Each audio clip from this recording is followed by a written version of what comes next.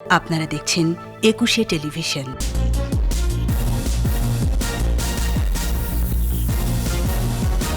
মার্কিন প্রেসিডেন্ট নির্বাচনে ভোট গণনা চলছে। Trump 92, Biden 131। বাড়ছে বৈদেশিক মুদ্রার রিজার্ভ। ডলারের বিপরীতে মূল্যমান ধরে রাখতে সক্ষম হচ্ছে টাকা। আজ ঐতিহাসিক সংবিধান দিবস। মুক্তিযুদ্ধের মূলনীতি পুনঃপ্রতিষ্ঠা হলেও ফেরত আনা যায়নি সবগুলো ধারা।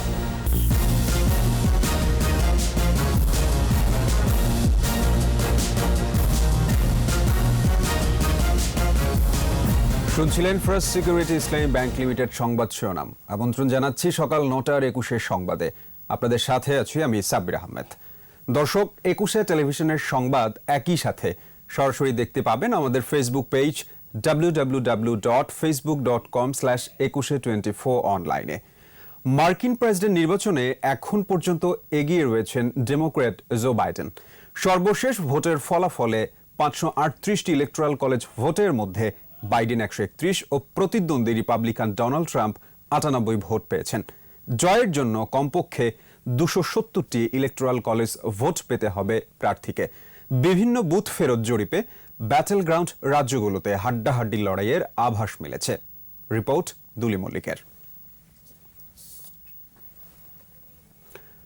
দর্শক, আমরা রিপোর্টের জন্য অপেক্ষা করছি, পাওয়া মাত্রই আপনাদের দেখানো হবে।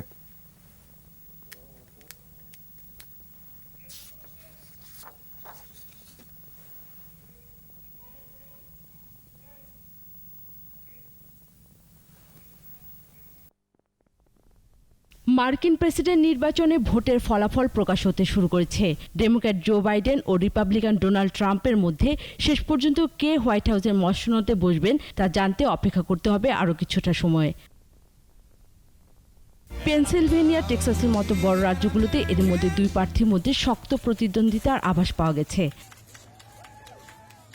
এদিকে বুথ ফেরত জরিপ বলছে, প্রেসিডেন্ট নির্বাচনে ভোট দেওয়ার সিদ্ধান্ত গ্রহণে দেশের অর্থনীতিকে সবচেয়ে বেশি গুরুত্ব দিয়েছেন মার্কিনীরা। এদিকে ভোট চলার মধ্যে পেনসিলভেনিয়ায় সমর্থকদের সামনে হাজির হন বাইডেন। যুক্তরাষ্ট্রের ইতিহাসে এবার রেকর্ড সংখ্যক ভোট পড়বে বলে আশা প্রকাশ করেন তিনি। অন্যদিকে ফক্স টেলিভিশনকে দেওয়া সাক্ষাৎকারে জয় নিয়ে ভবিষ্যৎবাণী করতে রাজি নন ট্রাম্প। বলেন, জয় আসলেই নিজেকে বিজয়ী ঘোষণা করবেন তিনি। এবছর প্রায় 10 কোটি ভোটার ডাকযোগে আগাম ভোট দিয়েছেন, যা দেশটির ইতিহাসের নতুন রেকর্ড। ডাকযোগে ভোট গণনা নিয়ে এর মধ্যে তৈরি হয়েছে দ্বন্দ্ব। প্রায় 3 লাখ ব্যালট পেপার এখনো গণনার আওতায় আসেনি বলে জানিয়েছে মার্কিন পোস্টাল সার্ভিস। এ অবস্থায় ভোট গণনা শেষ হতে কয়েকদিন সময় লেগে যেতে পারে বলে ধারণা করা হচ্ছে। দুলি মল্লিক, 21 টেলিভিশন। রেমিটেন্সের ইতিবাচক ধারা অব্যাহত রয়েছে, আর এতে বাড়ছে বৈদেশিক মুদ্রার রিজার্ভ। ব্যবসায়ী ও অর্থনীতিবিদরা বলছেন, বৈদেশিক বাণিজ্য ও বিনিয়োগ পরিস্থিতি পুরোপুরি চাঙ্গা না হওয়ায় এই রিজার্ভ খুব বেশি কাজে আসছে না। তবে ডলারের বিপরীতে মূল্যমান ধরে রাখতে সক্ষম হচ্ছে টাকা। আর বিদ্যমান রিজার্ভ দিয়ে অন্তত 9 মাসের আমদানি ব্যয় মেটানো সম্ভব বলেও মত তাদের। মেহেদি হাসানের রিপোর্ট। করোনা মহামারীর প্রভাবে গত মার্চ, এপ্রিল, মে এই 3 মাসে দেশের অর্থনীতি বেশ চাপে ছিল। মার্চ এপ্রিলে গতি কমে প্রবাসী আয়েও। তবে মে থেকেই বাড়তে থাকে রেমিটেন্স প্রবাহ। একের পর এক রেকর্ড ভেঙে বৈদেশিক মুদ্রার রিজার্ভ এখন 41 বিলিয়ন ডলারের উপরে। এর মধ্যে শুধু জুলাই থেকে অক্টোবর সময়ে রেমিটেন্স এসেছে 8.82 বিলিয়ন ডলার। আগের অর্থবছরের একই সময়ের তুলনায় রেমিটেন্সে প্রবৃদ্ধি 43.24%। ব্যবসায়ী নেতারা বলছেন, শক্তিশালী রিজার্ভ বৈদেশিক বাণিজ্যের জন্য স্বস্তিকর। তবে বিনিয়োগে এর ইতিবাচক প্রভাব পড়লে কর্মসংস্থান বাড়বে। দেশে ইনভেস্টমেন্ট যদি বাড়ে, কর্মসংস্থান যদি বাড়ে, ইকোনমির চাকা যখন ঘুরবে, তখনই দেশের অর্থনৈতিক অবস্থার উন্নতি ঘটবে, যেটা এই মুহূর্তে আমরা মনে করছি অনেকটাই স্থবির হয়ে আছে। আমরা যেটা আশা করতেছিলাম যে হয়তো জানুয়ারি ফেব্রুয়ারির মধ্যে গিয়ে একটা ভালো পজিশন দাঁড়াবে, কিন্তু সেকেন্ড ওয়েভের কারণে এই পজিশনটা আবারও এখন হুমকির মুখে। কেন্দ্রীয় ব্যাংক বলছে, চলতি অর্থবছরের জুলাই সেপ্টেম্বর প্রথম প্রান্তিকে আমদানি ব্যয় ছিল 12.68 বিলিয়ন ডলার, যা আগের অর্থবছরের একই সময়ের তুলনায় 11.43% কম। আর এ সময় রপ্তানি আয় 2.58% বেড়ে দাঁড়ায় 9.89 বিলিয়ন ডলারে। অর্থনীতিবিদরা বলছেন, শক্তিশালী রিজার্ভ থাকলে যে কোনো পরিস্থিতিতে শিল্পের কাঁচামাল, মূলধনী যন্ত্রপাতি ও প্রয়োজনীয় ভোগ্যপণ্য আমদানি ব্যয় মেটানো সহজ হয়। এই রিজার্ভটা আমাদের ভবিষ্যতের ইম্পোর্ট ফাইন্যান্সিং নিডস সেটা মিট করতে সক্ষম হবে। তো তাতে করে জনগণ উপকৃত হবে আর কি। না, ইম্পোর্ট হলে উৎপাদন বাড়বে, কর্মসংস্থান বাড়বে, দেশের ভিতরে আভ্যন্তরীণ সরবরাহ বাড়বে, রপ্তানিও বাড়বে। এদিকে রেমিটেন্সে উচ্চ প্রবৃদ্ধি ও আমদানির তুলনায় রপ্তানি বাড়ায় চলতি হিসেবেও বড় উদ্বৃত্ত তৈরি হয়েছে। অন্যান্য দেশে ডেপ্রিসিয়েশন হলেই যে আমাদের রপ্তানি কমে যাবে সেটার আমার মনে হয় ঠিক না। কারেন্সি অ্যাপ্রিসিয়েশনের চাইতে বেশি গুরুত্বপূর্ণ হচ্ছে যে সমস্ত বাজারে আমরা রপ্তানি করি সেই সমস্ত দেশের অর্থনৈতিক অবস্থাটা কি। বৈদেশিক কর্মসংস্থান ও বাণিজ্য পরিস্থিতি পুরোপুরি স্বাভাবিক হলে রেমিটেন্সের চিত্র বদলে যেতে পারে। তাই রিজার্ভের অর্থ অপরিকল্পিত ব্যয় না করার পরামর্শ অর্থনীতিবিদদের। মেহেদী হাসান, একুশে টেলিভিশন, ঢাকা। বারবারই রক্তাক্ত হয়েছে মুক্তিযুদ্ধে অর্জিত স্বাধীন বাংলাদেশের সংবিধান। জাতির পিতাকে হত্যার পর সংবিধান থেকে স্বাধীনতার চেতনাকে মুছে ফেলা হয়েছে। স্বাধীনতার সপক্ষের শক্তি ক্ষমতায় আসার পর সংবিধানকে অনেকটাই আগের অবস্থায় ফিরিয়ে এনেছে। সংবিধান দিবসে সাবেক আইনমন্ত্রী ব্যারিস্টার শফিক আহমেদ বললেন, বাংলাদেশের সংবিধান এখনও অনন্য দলিল। সংবিধানের মর্যাদা রক্ষায় নাগরিকদের সচেতন থাকার পরামর্শ আইনজ্ঞদের। প্রণব চক্রবর্তীর রিপোর্ট। সদ্য স্বাধীন দেশ, জাতির পিতার নির্দেশনায় বাঙালি জাতীয়তাবাদ, ধর্ম নিরপেক্ষতা, সমাজতন্ত্র ও গণতন্ত্র, এই চার মূলনীতিতে রচিত হয় বাংলাদেশের সংবিধান। গৃহীত হল 1972 সালের 4 অক্টোবর আর কার্যকর হয় ওই বছরেরই বিজয় দিবসে। সংবিধানের ওপর বক্তব্য রাখতে গিয়ে বঙ্গবন্ধু বলেছিলেন, এই সংবিধান শহীদের রক্তে লিখিত। এই সংবিধান জনগণের আশা আকাঙ্ক্ষার মূর্ত প্রতীক হয়ে বেঁচে থাকবে। সংবিধান গৃহীত হওয়ার মাত্র 32 মাসের মধ্যে হত্যা করা হয় স্বাধীন বাংলাদেশের স্থপতিকে। এরপর বারবার রক্তাক্ত করা হয়েছে সংবিধানকে। সামরিক স্বৈরাচাররা অবৈধভাবে ক্ষমতা দখল করে সংবিধানের মূলনীতিকেই ছেঁটে ফেলে দেয়। স্বাধীনতার সপক্ষের শক্তি ক্ষমতায় এসে সংবিধানকে অনেকটাই আগের অবস্থায় ফিরিয়ে এনেছে। বিশেষজ্ঞরা বলছেন, সংবিধান কেবল দেশের সর্বোচ্চ আইনই নয়, এতে বর্ণিত আছে বাংলাদেশ রাষ্ট্রের মূল চরিত্র। পৃথিবীতে এত কম সময়ের মধ্যে সংবিধান রচনা হয় নাই। পরিষ্কারভাবে লেখা আছে রাষ্ট্র কিভাবে চলবে, মানবাধিকার কিভাবে রক্ষিত হবে এবং ধর্মনিরপেক্ষ ধর্মীয় স্বাধীনতা কিভাবে প্রতিপালন করে প্রত্যেকে যার যার ধর্ম পালন করে যাবে। বলা হয়ে থাকে এটা কিন্তু পৃথিবীর মধ্যে একটা অন্যতম সংবিধান। তবে 72-এর মূল সংবিধানে ফিরে যাওয়া জরুরি বলে মন্তব্য করেন এই বিশেষজ্ঞ। 2 বার মার্শাল ল হয় সংবিধানকে পরিবর্তন করে হয়েছে, অত্যন্ত দুঃখজনক। এবং পরবর্তীতে যদিও সংবিধানকে আগের অবস্থায় ফিরিয়ে নেওয়ার জন্য চেষ্টা হয়েছে, অনেকটা ফিরে আসছে, কিন্তু সম্পূর্ণরূপে সে অরিজিনাল সংবিধানে ফিরে আসা সম্ভব হয়নি। জনগণ যেহেতু সকল ক্ষমতার উৎস, তাই সংবিধান রক্ষার দায়িত্ব জনগণের বলে মনে করেন সাবেক এই আইনমন্ত্রী। এই সংবিধানের প্রাধান্য অক্ষুণ্ণ রাখা। প্রণব চক্রবর্তী, একুশে টেলিভিশন, ঢাকা। নিচ্ছি বিরতি।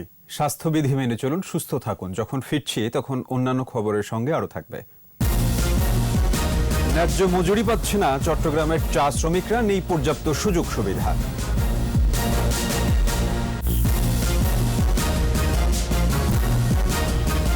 আপনারা দেখছেন সকাল 9টার 21 সংবাদ। ন্যায্য মজুরি পাচ্ছে না চট্টগ্রামের চা শ্রমিকরা, নেই পর্যাপ্ত সুযোগ সুবিধা। এর পরও প্রজন্ম থেকে প্রজন্ম উৎপাদন ধরে রেখেছেন চা শিল্পীরা। এ অবস্থায় মজুরি বৃদ্ধি সহ সুযোগ সুবিধা বাড়ানোর দাবি চা শ্রমিকদের। বিপ্লব মজুমদারের ক্যামেরায় চট্টগ্রাম থেকে রিপোর্ট করছেন হাসান ফেরদৌস। চট্টগ্রামে প্রথম চায়ের আবাদ শুরু হয় 1840 সালের দিকে। এখন এই অঞ্চলে চা বাগান রয়েছে 22টি, এর মধ্যে 17টি ফটিকছড়িতে। এইসব বাগানে কাজ করেন 10,000 বেশি শ্রমিক। বংশ পরম্পরায় কাজ করা এইসব শ্রমিক ন্যায্য মজুরি থেকে বঞ্চিত বলে অভিযোগ আছে। 1 কেজি চাল নিতে গেলে 50 টাকা, 2 কেজি চাল নিতে গেলে 100 টাকা আসে। তো এখানে তো তরকারি তো নিতে পারি না। ছেলেপুলেকে লেখাপড়া করতে পারাই নাই, মানে অনেক কষ্ট, 2 বেলা খালি 1 বেলা উপাস, এভাবে মানে জীবনটা কাটায় আর কি। যতটুকু পাই কর্জ যেরকম পাই এরকম করে কষ্ট মষ্ট করে চলি আর ডাল ভাত নুন ভাত। চা বাগানে গড়ে ওঠেনি প্রয়োজনীয় শিক্ষা অবকাঠামো। বাগানের বাইরের প্রতিষ্ঠানে চা শ্রমিকদের সন্তানরা ভর্তি হতে গেলে পড়তে হয় নানা বিড়ম্বনায়। স্কুল কলেজ বা আমাদের বাগানের মধ্যে নেই। বাগানের লোক হিসেবে আমরা অন্যদের থেকে একটু নিচে থাকতে হয়, আমাদেরকে সবাই বাগানিয়ে বলে, একটু ইনসাল্ট করে। ন্যায্য মজুরির দাবি জানালেন চা শ্রমিক ইউনিয়নের নেতারা। শ্রমিকদের জন্য যদি 300 টাকা মজুরি হয় তাহলে আমরা সচ্ছল মানে শ্রমিকরা চলতে পারবে, আমি দৃঢ় বিশ্বাস এটা। আমি রেশন সহ অন্যান্য সুবিধা বাড়ানোর দাবি তাদের। চা শিল্পের উন্নয়নের পাশাপাশি শ্রমিকদের জীবনমান উন্নয়নের কথা বলছেন এখানকার শ্রমিকরা। মজুরি বাড়ানোর পাশাপাশি অন্যান্য সুযোগ সুবিধা বাড়ানো গেলে এই উৎপাদন আরও বেড়বে বলে মনে করেন এর সাথে সংশ্লিষ্টরা। হাসান ফেরদৌস, একুশে টেলিভিশন, চট্টগ্রাম। করোনার ধাক্কা কাটিয়ে উঠতে পাথর তোলা শুরু করার দাবি জানিয়েছে সিলেটের ভোলাগঞ্জ, জাফলং ও বিছানাকান্দি কোয়ারির শ্রমিকরা। স্থানীয় সাংসদ, প্রবাসী কল্যাণ ও বৈদেশিক কর্মসংস্থান মন্ত্রী ইমরান আহমেদ জানিয়েছেন, দেশের পর্যটন স্পটগুলোকে রক্ষা করতে হলে পরিবেশ রক্ষায় মনোযোগ দিতে হবে। সিলেট বিভাগীয় প্রতিনিধি ওয়েস খসরুর রিপোর্ট জানাচ্ছেন রত্না জামান। উত্তর সিলেটের কোম্পানিগঞ্জ, গোয়াইনঘাট ও জৈন্তাপুরে কোয়ারি থেকে পাথর উত্তোলনের দাবি জানিয়েছে শ্রমিকরা। করোনা সংক্রমণ শুরুর আগে থেকেই পরিবেশ রক্ষার জন্য পাথর ও বালু উত্তোলন বন্ধ ছিল। এতে বেকার হয়ে পড়েন বহু শ্রমিক। তারা বলছেন, কোয়ারি কেন্দ্রিক ব্যবসা সচল না হলে তাদের জীবন চালানো কঠিন হবে। তাই মানবিক বিবেচনায় ম্যানুয়াল পদ্ধতিতে পাথর উত্তোলনের দাবি শ্রমিকদের। আমরা বোমা চালাইও না, আমরা শ্রমিক, আমরা শ্রমিকের মাধ্যমে আমরা পাথর উত্তোলনের দাবি চাচ্ছি। 3-4 বার বন্যায় আমরা ক্ষতিগ্রস্ত করতে অনেক দুঃখে সুখে, আমরা গরিব মানুষ, আমরা খাইয়া অনা খাইয়া আছি, আমরা কোয়ারি সচল চাই, এটাই আমরা দাবি। সম্প্রতি কোম্পানিগঞ্জের কোয়ারি পরিদর্শন শেষে স্থানীয় সাংসদ, প্রবাসী কল্যাণ ও বৈদেশিক কর্মসংস্থান মন্ত্রী ইমরান আহমেদ জানালেন, স্থানীয় পাথরের চেয়ে আমদানি করা পাথরের খরচ কম। পরিবেশ রক্ষায় আপাতত পাথর উত্তোলন বন্ধ রাখা হয়েছে। আমাদের নিজের সম্পদ তাহলে আমাদের কাছেই থাক না, আমার বাচ্চাদের জন্য থাকুক না। পরিবেশ, এই যে আপনারা নিজেই বলছেন কি এখানে হাজার হাজার পর্যটকরা আসতেছে, হ্যাঁ, ওদের জন্য থাক না, আমাদের পরবর্তী প্রজন্মর জন্য থাকুক। কোয়ারি চালু না হলে তাদের জন্য বিকল্প কর্মসংস্থানের দাবি জানিয়েছেন শ্রমিকরা। রত্না জামান, একুশে টেলিভিশন। স্বাস্থ্যবিধি মেনে চলুন, সুস্থ থাকুন। আবার নিচ্ছি বিরতি, যখন ফিরছি তখন অন্যান্য খবরের সঙ্গে আরও থাকছে। করোনায় বিশ্বে প্রাণহানি 12,19,000, আক্রান্ত 4,78,00,000 ছাড়িয়েছে।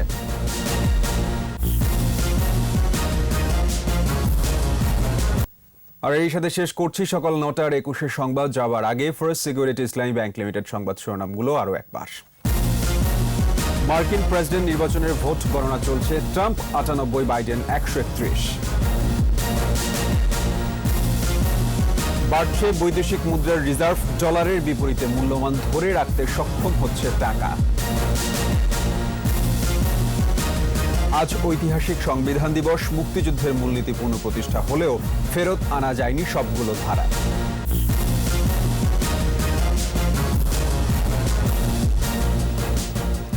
দর্শক, সর্বশেষ খবর জানতে ডায়াল করুন 202 নম্বরে, আর ভিজিট করুন 21tv.com এই ওয়েবসাইটে। এছাড়া ফেসবুকে ভিজিট করতে পারেন facebook.com/2124 অনলাইনে। এতক্ষণ সাথে থাকার জন্য সবাইকে ধন্যবাদ। পরবর্তী সংবাদ বেলা 11টায় দেখার আমন্ত্রণ রইল।